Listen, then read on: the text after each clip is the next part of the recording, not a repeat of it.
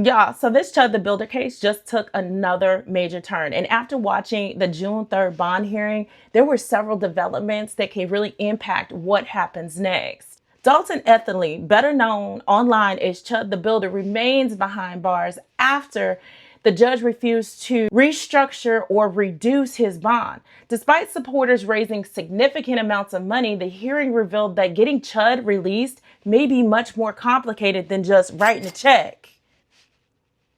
One of the biggest moments involved YouTuber Alex Rosen, known for his predator catching content. Rosen testified that he was willing to contribute up to $100,000 towards C.h.u.d's release and reportedly provided financial records to support that claim.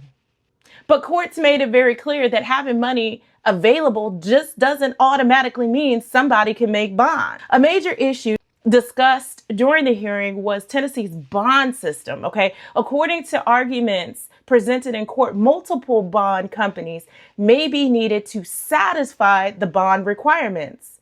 The problem is that because of the publicity surrounding the case, many bond companies reportedly don't want nothing to do with it.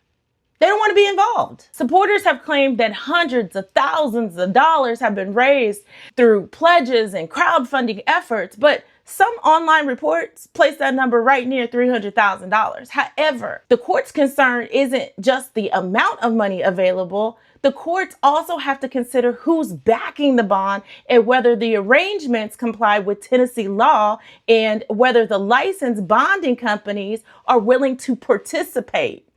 So the hearing also revealed concerns about C.h.u.d's personal circumstances if he were released.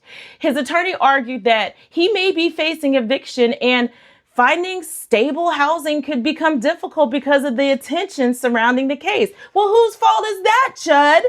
Another topic generated involved property seizure during the investigation. Supporters have focused heavily on items taken from C.h.u.d's truck, including vehicle data and electronic evidence. Some believe certain items could eventually be returned, but investigators continue to review this evidence connected to this case.